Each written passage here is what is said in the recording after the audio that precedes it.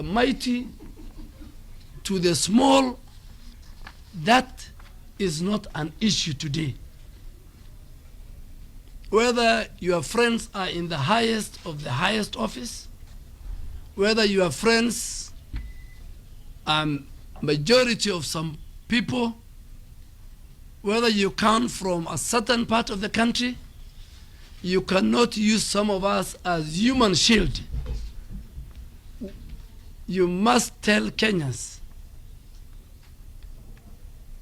how your sisters and your relatives went to basements and collected millions of shillings of public funds. You have touched a live wire. In fact, I will go for Anne Waiguru starting today. I will go on a sabbatical leave from court, from the Kericho by-election, and from the Banindi by-election, and I am ready to deal with one woman who stole millions of shillings and now has a psychiatric condition looking for anyone on site as a human shield instead of looking for the best lawyer in town. All right, now that is the latest twist in that multi-million shilling NYS scandal going on. But let's just take a look at what was contained in that affidavit, the tell-all affidavit by former CS Anne Waiguru. If we could just have that up on the screen, the super wall there. Anne Waiguru now bringing out an affidavit which is implicating leaders allied to Deputy President William Ruto. Now, affidavit now drags Aden Duale, Kipchumba Murkomen, and William Ruto's aide Farouk Kibet in the scandal. According to that affidavit, Duale, Murkomen and Farouk Kibet worked behind the scenes to perpetuate the NYS scandal, using their political influence in that scandal to sort of influence the payments that were being made in the NYS scandal. And if we could move on to the next slide, we see former CS Anne Waiguru bringing out where exactly these problems started. So these three are said to have used their political influence to have payments made to companies associated with them for work that was in some instances not done, or in other instances the work was done but the costs of the materials were inflated. We had an issue a while back of Anne Waiguru buying pens costing 8,000 shillings per pen, and that is just an example of the inflated costs of materials that were being put out in the NYS saga. Now, according to the affidavit by Anne Waiguru, the trio mentioned here worked in cahoots with former NYS Director Nelson Githinji, as well as former Devolution and National Planning Secretary Peter Githinji at the time. Now, if we move on, we see Waiguru now telling us exactly how the problem started. Waiguru says that after she changed the Deputy General of the NYS from Githinji to Aden Harakhe, then intimidation began, because then this arrangement had distorted the planned to steal the planned millions in the NYS scandal. Let's just cross over now to our City Center studios. Our reporter Patrick Amimo is on standby. Amimo, good afternoon. There seems to be an interesting trend here of affidavits being brought forward, but what is the latest, what is the political implication of that latest affidavit by former CS Anne Waiguru? Indeed, thank you so much, Michelle. You see this after former Devolution Cabinet Secretary Anne Waiguru saw her affidavit yesterday. It's causing political ripples. You see, in her affidavit, she specifically focused on people who are assumed to be close allies of Deputy President William Samoei Arap Ruto. And among them is the leader of majority in the National Assembly, Aden Duale, who says is the number 3 in the government when it comes to the pecking order. And he says that Duale intimidated one of the officers who was a deputy director at the NYS, that is Aden Harakhe, telling him that he needs to get political support from leaders of the northeastern region, given that Duale, according to Harakhe, says that he texted him and told him that he needs to get support from political leadership in Northeastern Province, which was all in URP. And he told them to be very, very careful against the other side of the opposition, that is the TNA, so to be careful so that he's not used by the other side, which is in this case to be TNA, so that after he's used, then he'll be dumped. So Duale was in the text, Harakhe claims that Duale wanted to seek his political support so that he knows that this is a political government. So he was to play along, and that's why now he had to bring in, Duale wanted to bring him closer so that in case of anything, then the URP wing of government will have to protect it, to defend him. And in the same affidavit also, in the same letter where Waiguru say,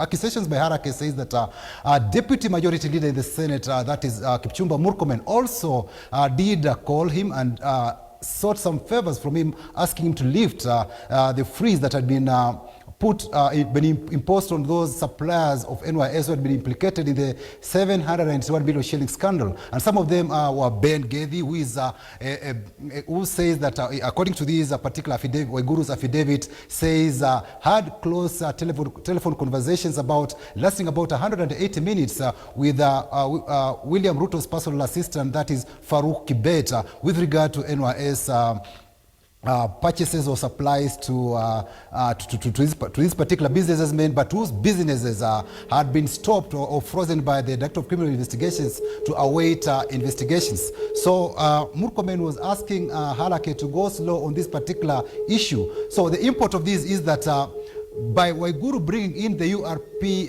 wing in this particular matter, it's like he'll be causing a division between URP and TNA, which matter that Aden Duale is well aware of, and he says that they will fight politically this particular issue, and says that they are very much aware that Waiguru is trying to introduce a diversionary tactic by bringing in the other side of the coalition. But then, if I might bring you up to speed, this is not the first time that you're having at least friction between URP and TNA. Remember last year when we had this particular issue of an impeachment motion against Anne Waiguru, there was allegation. Waiguru then claimed that that particular motion, Alfred Keter, the Nandi Hills lawmaker, was being sponsored by one Margaret Keitany, who was the chief of staff at the office of the Deputy President William Ruto. Ever since Marianne Keitany was suspended from office, and in fact she's not back in office after the Ethics and Anti-Corruption Commission took over the matter, having been after Waiguru claimed that she used about 100 million shillings to bribe members of parliament to fix her during that particular impeachment motion. So it is a matter that we can see if we reflect back and look at last year. We see maybe the genesis also starting in last year, where Waiguru was also targeting the office of the Deputy President, some stuff there. And this time around, as in this particular affidavit, she's also targeting, she's brought in Duale, Murkomen. There is also this Farouk is still in here. So this is something that we'll see how it will pan out, the war between, the divide between URP and TNA. But remember, what we are dealing here is corruption, and we should not allow political shenanigans to divert our attention. Already, like earlier on, we had spoken with the Minister for Nandi Hills, the MP for Nandi Hills, Alfred Keter, and he said the Director of Public Prosecutions should take over the matter and ensure that all those mentioned record statements, and if found culpable, then they should be punished. Michelle? All right, thank you very much, Patrick Amimo, there from our City Center studios, giving us a detailed breakdown of the political implications of that affidavit by former CS Anne Waiguru. Now moving on, Nandi Hills lawmaker Alfred Keter and his Kapsaret counterpart Oscar Sudi now want Leader of Majority in the National Assembly Aden Duale and Deputy Majority Leader in the Senate Kipchumba Murkomen to step aside from their parliamentary leadership positions to facilitate investigations into the NYS scandal. Yesterday, former devolution Cabinet Secretary Anne Waiguru linked the two lawmakers to the 791 million shilling NYS scandal. Waiguru says the two allies of Deputy President William Ruto attempted to slow down the investigations into the scam. I've been vindicated, because when I talked about all these issues, Kenyans were like, what? Who is sponsoring Keter? Why is he like, what? He's being sponsored by dark forces. And if you remember, the Jubilee leadership, the leaders of Jubilee in Parliament, that is the Majority Leader Aden Duale, and the Deputy now Majority Leader in Senate, Honorable Murkomen, all of them were the ones who came here saying, Jubilee, we have a position, we have a farm that to support government. that the Waiguru issue is about a question of those who want to destabilize the Jubilee administration. But we've been vindicated. Everything that I've said before have come to pass. I talked about these issues and they said I was being sponsored by dark forces, that Waiguru was a witness, she was a whistleblower, but everything have come to pass at the moment. And you know, it is in public domain. If EACC lacked evidence, they already have the evidence. If it is a question of those who were saying that they are more Jubilee than others, it has been proved that they were part and parcel of the loot. Tukisema ndugu yetu Keter anajaribu kusukisha serikali chini. Lakini nimeshangaa kwa sababu wakati ile tulikuwa hapa niliona kwa runinga zenu ya Citizen na zingine ya kwamba Sudi alitoka akishika simu yenye haiko. Na ni kwa sababu ya ndugu yangu Duale, ndugu yangu Murkomen. Wao ndio walinipatia pressure ya kutosha kuniambia toa kidole chako kwa hiyo motion ya Keter. Na jana wakati nilipoona ya kwamba wao wako kwa saga hii, kumbe walikuwa na interest. Nataka niambia Wakenya pole sana, kwa sababu mnaongozwa na corrupt people. Mnaongozwa na watu wanakimbia kwa media every now and then kuwadanganya, na kumbe wao ndio wafisadi namba moja. A businesswoman in the 791 million National Youth Service scandal, Josephine Kafura, says she believes she will be vindicated. Kafura appeared before the Ethics and Anti-Corruption Commission yesterday of an affidavit she swore linking several people to the deals. Kafura has, among others, linked former Devolution Cabinet Secretary Anne Waiguru into the scam that the CS had earlier appeared to have been cleared from. Accompanied by her lawyer, Dennis Musota, she was grilled for over 10 hours. We have merely repeated what Josephine has been saying. Nothing but the truth.